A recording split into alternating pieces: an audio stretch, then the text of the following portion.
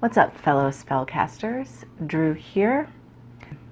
So I've never showed my full crystal collection on my channel, and there's a couple reasons for that. One is, honestly, it would take, to do a really in-depth, it would take a long time. And secondly, I never wanted to look like I was bragging or trying to show somebody up, because a lot of people show their crystals and they have beautiful crystals. I love watching those videos, but as I've stated 10 million times, I worked at a metaphysical shop for several years. It was a witchy shop, but it was crystal heavy. And I came into contact with a lot of crystals, and I bought a lot of crystals. And not only that, I was fortunate enough to be able to go to the gem and mineral shows with my boss lady and purchase for the store. So, of course, while we're there, we buy for ourselves also. And it's already a gem and mineral show, which some people still charge outrageous prices. A lot of people do not. A lot of people charge great rates, and then you get wholesale on top of that because you're there with a business. So I got a lot of my crystals very inexpensively, and thus I have quite an extensive crystal collection that I would not have otherwise. Like I said, I've never really gone through all the crystals. I'm about to do so. The reason I'm doing so is because, as I always state, I don't consider myself to be an expert or an authority on anything. There's more than one way to do anything. There's more than one way to understand things and work with things, and I have mine. But I do want to maybe impress upon you that maybe I might know a little bit about working with crystals and crystal energy. I've been doing it for a long time, and I have a lot of experience with it. So I'm going to go through my crystals real quick fire, rapid fire, and then get to the meat of this video, as it were. If there's anyone who'd like me to go and do some little slower, more in-depth, I mean, I have my crystal videos where I sit and use my crystals and teach about the properties of them. But if there were anyone who were interested in me just sitting and just talking about them a little bit more in depth, not really teaching, but just talking about the crystals and how I got them or what I've done with them or what have you, I could do some videos like that. It wouldn't hurt my feelings at all. But for right now, I'm just going to go through them rapid fire, and you'll probably see the majority of my collection, if not the whole thing, and mine and my husband's collection. And after that, we'll get into what it is I really came here to do. First, we're going to start in my bathroom. Right here we have this big ass piece of black tourmaline, and this bowl are little quartz points. Right here is called a nandalite. A quartz point here. Here is a celestite geode and a raw piece of rose quartz. On this side we have this fluorite orb. And over here is a piece of blue calcite. In our bedroom, we have celestite chunk and a fire and ice quartz point. This lovely selenite orb. Over here is this little quartz pyramid with a geometric patterns carved into it. Up here is the Buddha collection. My husband's been collecting forever, and only some are stone. This one is quartz. This big guy up here is quartz. This one up here is jasper. I love him. And there's a fluorite Buddha right here. Over here are two of my celestial quartz, and this is one of my Lemurian seed points. This beautiful rose quartz orb, because of course this is the bedroom. We want love. Moving into the guest bathroom, green apophyllite, fluorite. There is a sodalite starfish. We've got the jade Buddha. This is raw kyanite. Here we have an angelite dolphin. This is a form of chalcedony. This is a spiralite gem shell. Over here we have a green aventurine egg. This is of course a little Kuan made of rose quartz and a green calcite. Moving into the studio. This is a piece of river-worn citrine from Africa, jade, pyrite, a beautiful specimen of rutilated quartz. Up here I've got my little aventurine frog. In this dish here there is all kinds of tumbles bloodstone malachite. This is a green tourmaline. These are ocean jasper, and up here is a beautiful citrine orb. In this little dish we have a bunch of tumbles. This pendant here is golden topaz. This is a charoite, some jasper, and a prehnite. Over here this is tree agate. This is a piece of fishtail selenite. Up here we've got a raw rose quartz and quartz point. This is quartz with lepidolite and pink tourmaline, a big rose quartz, citrine, amethyst, a fluorite skull. Here we've got a jasper Buddha head. In this little dish there's all kinds of amethyst, and this is a Tibetan black quartz.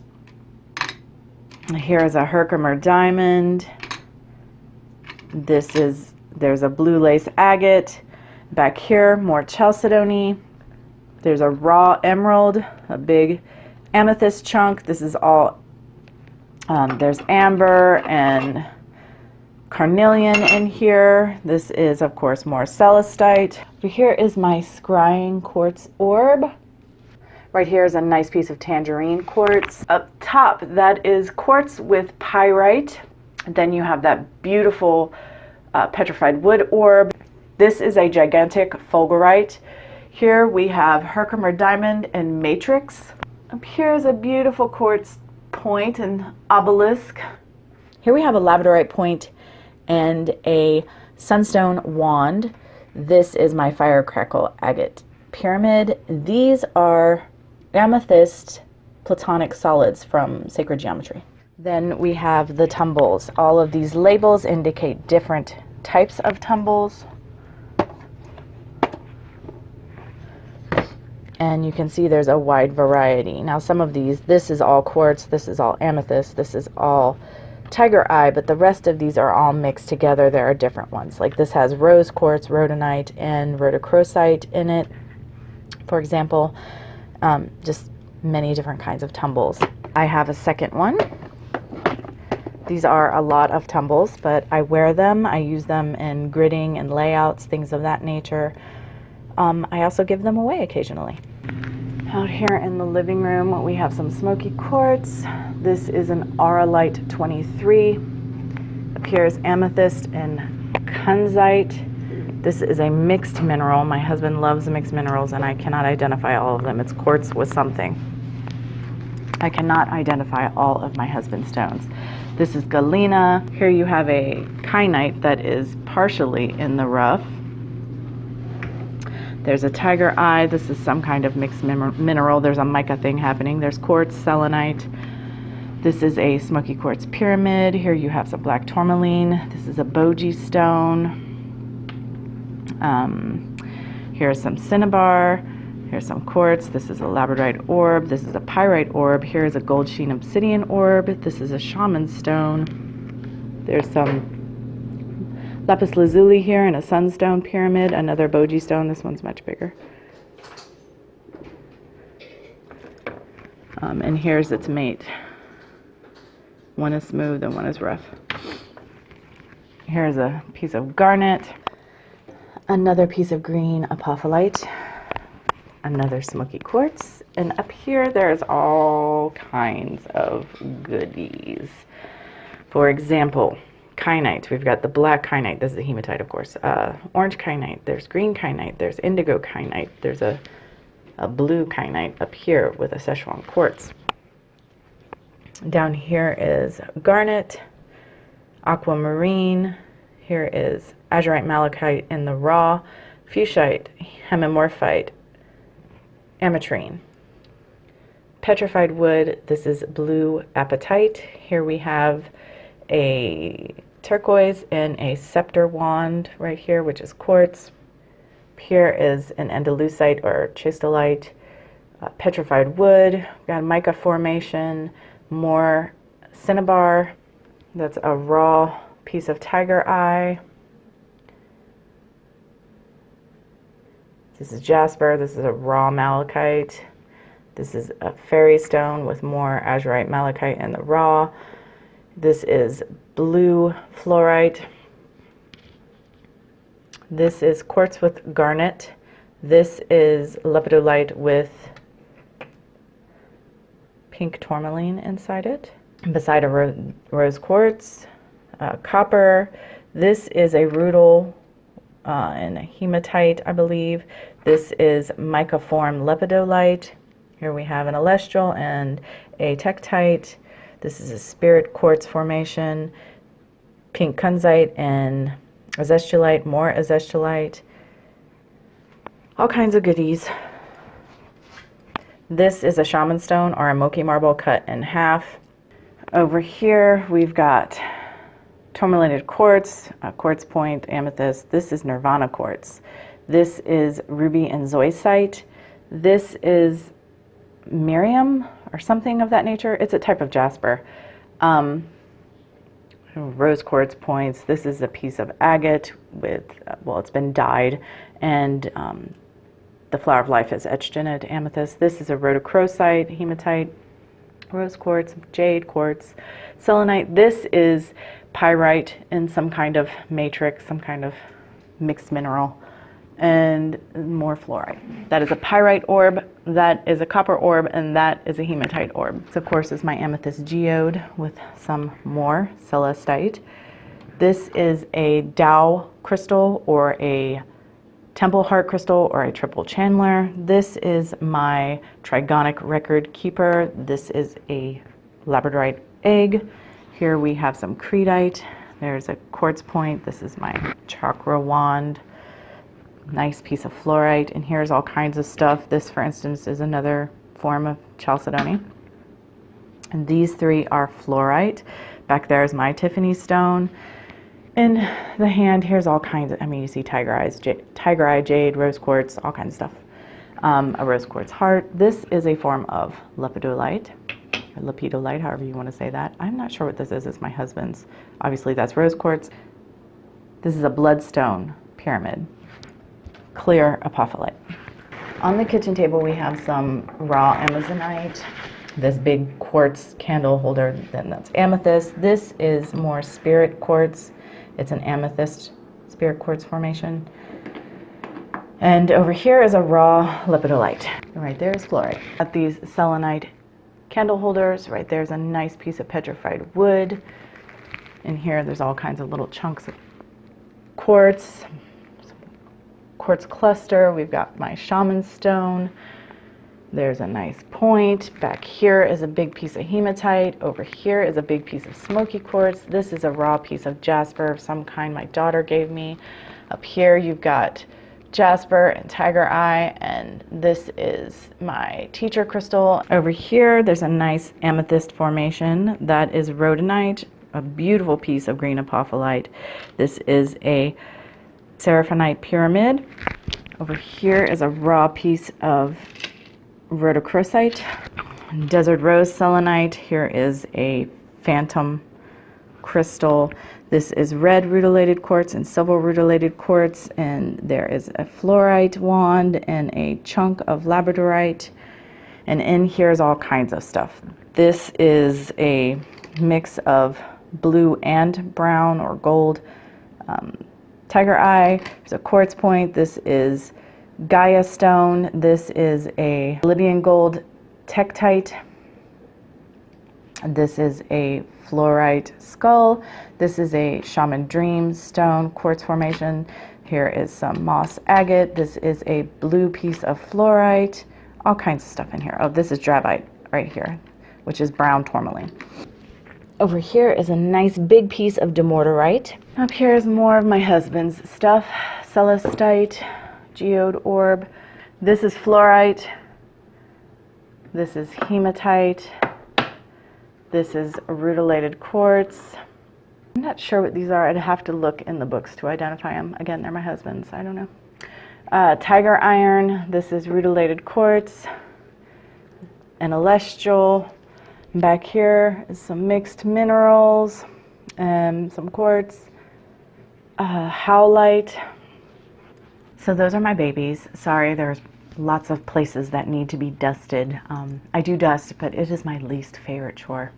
At any rate, why am I making this video? It's kind of a video response in a way. It's not in response to any particular individual. It's not in response to a particular YouTuber, a particular witch or pagan. It's actually anyone who works with crystals. It's been a long time coming, I guess. I have done a video about crystal care, and I have future video planned for sort of energetic individuality, and some of the things I am going to talk about will fit into either of those categories, but bear with me. Since I've been exposed to crystals and working with them in magic and metaphysical properties, meditation, things like that, there's always been these themes that come up, these things that people say. And at first I bought it hook, line, and sinker. But there came a point where I would just sort of, not roll my eyes, but just be like, they drank the Kool-Aid. Like, I don't know. There are certain truths that are held about crystals that should be questioned, maybe. I always hear people talking about cleansing and charging crystals. Cleansing, charging, cleansing, charging, cleansing, charging. I just want to make something really clear right now. The vast majority of crystals do not need you to cleanse them. And I'm not saying you can't cleanse them. Please, if that makes you feel better, do it. I cleanse my crystals occasionally. It's all about the circumstance. I bring a crystal home from my favorite witchy shop. I don't cleanse it. I don't. The person that owns the shop is my friend, and she has a lovely shop, and the energy is great. Now, if the rock feels funky to me for some reason, I'll cleanse it. But again, honestly, at the end of the day, that's about me. That's not about the rock. The crystal is fine. The crystal doesn't need you to cleanse it. Even if the crystal is imprinted with some kind of weird energy, over time, it'll work itself out, and its energy will sort of override that, and it'll dissipate, and it'll be back to its normal, beautiful self. Now, as human beings, we might not want to live with that funky energy, so we cleanse it. I do that. It's fine. But just know that the crystal doesn't need you to do that. We're really doing that more for ourselves. There are some crystals that I don't care.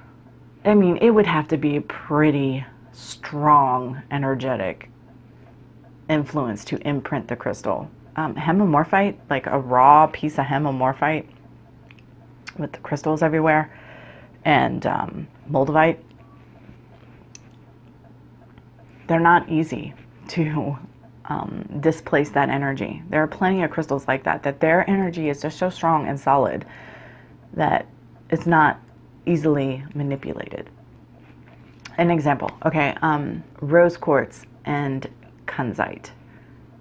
Kunzite is an extremely powerful, very high vibrational stone. It's beautiful, but its energy is pretty subtle and soft. And rose quartz energy is a lot more readily felt. Like, you could hand a rose quartz to someone who's not super in touch with their ability to work with crystals and feel their energies, and they would feel that probably before the kunzite. Now, that's not always going to be the case, but some crystals have a much more subtle energy than others, and I wouldn't say that rose quartz is one that's going to zing you necessarily. It was just an example. And of course, that's also going to depend on the individual. My sensitivity and what I'm sensitive to is going to impact my ability with the crystals. It's not just the crystal. We have to take these things into account. It's not just the crystal. It is also me, my energy, and my ability to interface with it. So that's why different people have different experiences of crystals. But like I said, if you want to cleanse your crystals, cleanse them. If that makes you feel better, please do so. I certainly do cleanse my crystals from time to time, but my crystals don't really usually need me to cleanse them. It's more about me wanting to cleanse them. I will say this, my last home that I lived in before this one was not a pleasant environment, and I cleansed much more regularly, just in general, saging, whatever, in that environment than I do here. When we first moved in here, we've been here this will be the 6th year. The first 2 years, I cleansed my stones twice a year and charged them.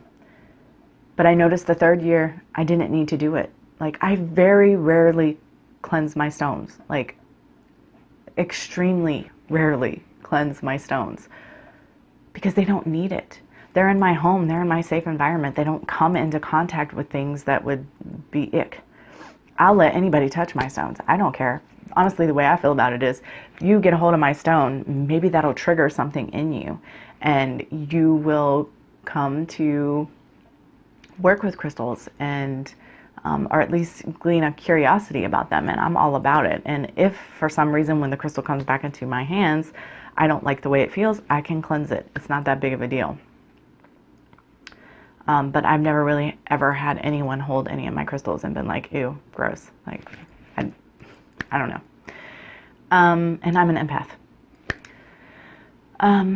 Programming crystals, charging. Programming and charging are two different things. So like quartz is highly programmable, and you can program it to do just about anything. But I'll program other crystals, citrine. Let's say like I have citrine on my prosperity altar. So I want it to bring me success, particularly financial success. And so I will program that crystal to do that because it's already something that it's good at. If I wanted to work with it for my will, to strengthen my willpower and my self-confidence and stuff like that, I might program it to do that. If it isn't quartz, if it's a specific crystal, because you know they have more than one property, if I program that crystal, it'll be for a property it already possesses, but I'm just trying to hone in on that property and not worry about the others so much.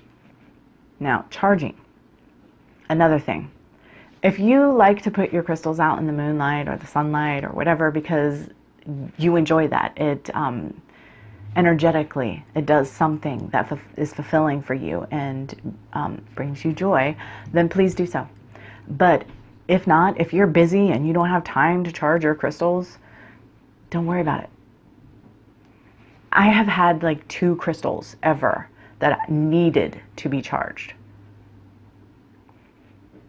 Crystals are amazing, and they are resilient, and they are beautiful, and they don't need me to do anything for them other than love them, work with them, keep them clean. I mean, like dust free, stuff like that. Just honor the spirit of them and work with them. My crystals don't need to be charged at all. Like I said, I've had like 2 crystals that, one was a carnelian, and it's a long story, but I drained it of its color and its energy because I needed it. And so it had to be charged. And I will charge crystals with other crystals to kind of amp that energy. I mean, it's not that you can't do it. It's not that you shouldn't do it. It's just that you don't need to. It's not a necessity. You don't have to clean and charge your crystals all the time. If you want to, please, by all means. But if you don't want to, or if you don't have the time, don't feel like you have to, because you don't. It's not necessary. The crystals are fine. That's my point. Like, don't get it twisted. Like, I do these things with my crystals because I enjoy doing these things with my crystals. It's a bonding experience. It's there's an energetic exchange happening, but I know I don't have to do these things. It's not a requirement. It's not going to make my crystals better somehow. It'll make my connection with them better, maybe, my ability to work with them better, but it's not going to make the crystals better. The crystals are perfect and wonderful the way they are. Even empath crystals I've talked about before. These are crystal points that are broken all to hell because people dropped them or whatever. When they say they might have used dynamite to get into the place where the quartz was, and the quartz was damaged. Whatever it is, the quartz is damaged, and it still has wonderful properties that can assist us. It's still beautiful, energetically perfect. At the end of the day,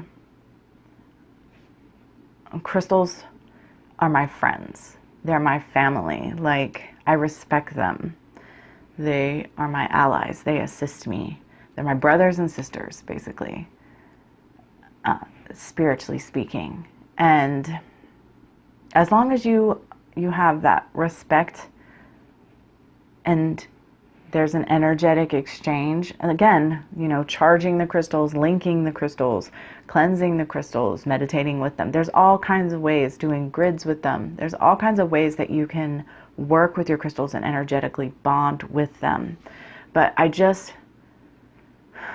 I feel like there's so many times when people say, and it's not just about crystals. I mean, you know, you have to do things a certain way. It's important that you do this. It's only as important as you make it. It's only as important as you want it to be. It's only as important as it is to you.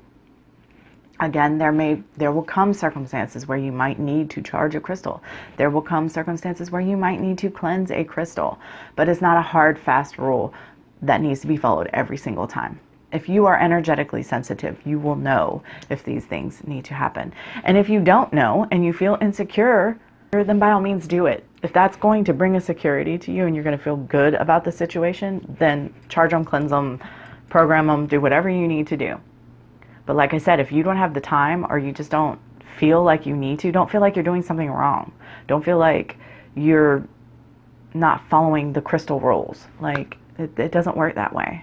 It's just like having a relationship with a human being. Your relationship with me may be different than Joe Schmo's relationship with me. Even though it's me, I'm the same person, our interactions may be completely different. So there's no hard, fast rule about how to be Drew's friend. I don't know. I'm rambling. So I hope that makes sense. I just couldn't help myself. Thanks for listening, guys. And until next time, much love and gratitude.